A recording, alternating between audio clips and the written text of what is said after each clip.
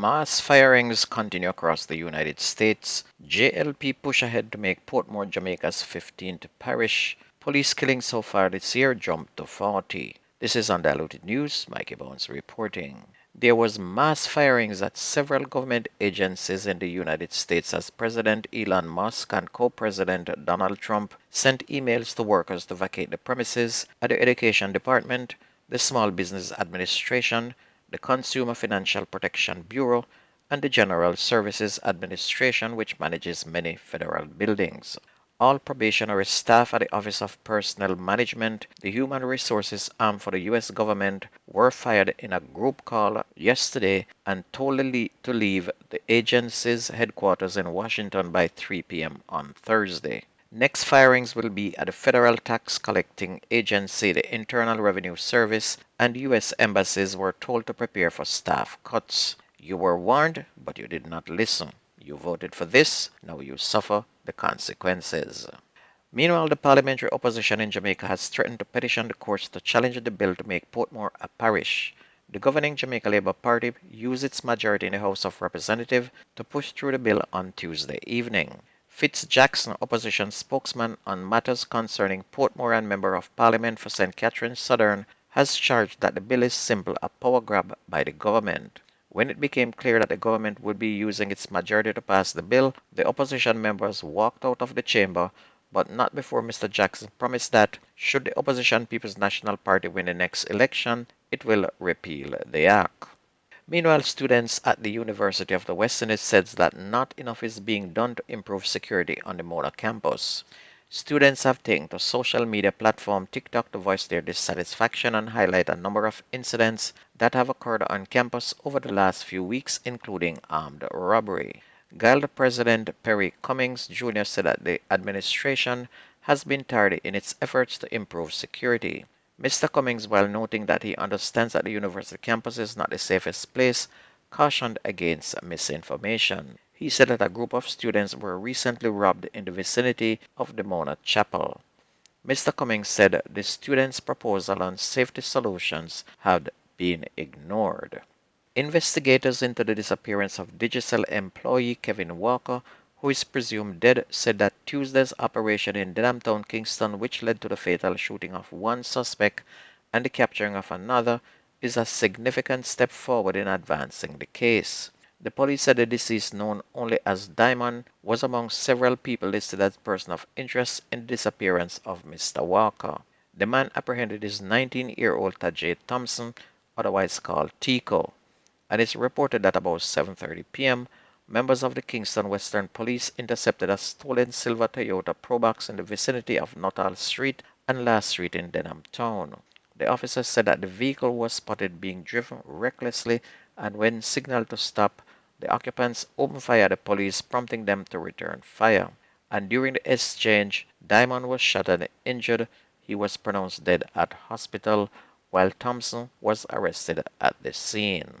The St. James Police said that they will be stepping up efforts to target crime spots in the parish. This will be done through an initiative dubbed Operation Restore, which also aims to restore public order and traffic enforcement. Commanding Officer for the Division, Superintendent Aaron Samuels, said several operations will be conducted in areas prone to criminal activity. Superintendent Samuel said that the parish has recorded a 64% reduction in murders since the start of the year. 6 murders have been committed since January 1st, compared with 17 for the corresponding period last year.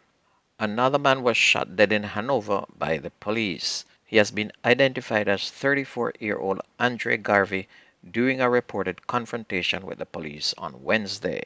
And that is the number of 40 persons killed by the police since the start of the year, and 12 for this month already. Police on Saturday last charged a man in connection with the 2024 Wild Street triple murder in which a teen was killed. He's 24-year-old Demian McCrae, otherwise called Mackerel, of Sunrise Crescent, Kingston 19.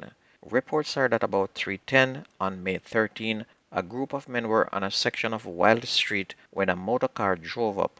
Armed men exited the vehicle and opened gunfire in the direction of the men before fleeing the scene in a waiting motor car. The police responded to the incident, and on their arrival, 23-year-old O'Malley Clark, 20-year-old Troy Dennis, and 15-year-old Marquise Morgan, all of Kingston's 16 addresses, were seen with multiple gunshot wounds. They were taken to hospital where they were all pronounced dead. The teenager was injured during the incident and was treated at hospital. On Saturday, McRae was accosted and interviewed by detectives in the presence of his attorney and was subsequently charged. He was charged with 3 counts of murder, possession of prohibited weapon, unauthorized possession of ammunition, and wounding with intent. Onto sports, Reno FC made it 3 straight wins in the Jamaica Football Federation Championship by beating Mount Pleasant FA Juniors 2-0 in their Zone B game, which was played at Landile Sports Complex on Saturday. Reno, who made it to the semi-final last season after a slow start, are now off to a much better start as they had to wait until their 7th game last season to get their 3rd win. Reno FC were scoring their first win over the St. Anne's club that played under the Brownstown name last season after they had lost 3-1, then drew 2-2. Meanwhile, Falmouth United stayed in 2nd place, improved to 7 points, which is 2 behind Reno, by blanking Holland PYC 2-0 at the Trelawney Stadium. Under Premier League, Mount Pleasant dubbed Mullins United 6-2 in a come-from-behind performance at the Jewsland Mini Stadium yesterday. This extended their lead to 10 points atop the Jamaica Premier League standings. Mount Pleasant moved to 55 points, while Mullins remained in 10th on 23 points. Meanwhile, Harbourview were held to a 1-all draw by host Vere United at the Wembley Centre of Excellence. Harbourview are just above the relegation zone in 12th on 20 points, while Vere is a place below on 18 points.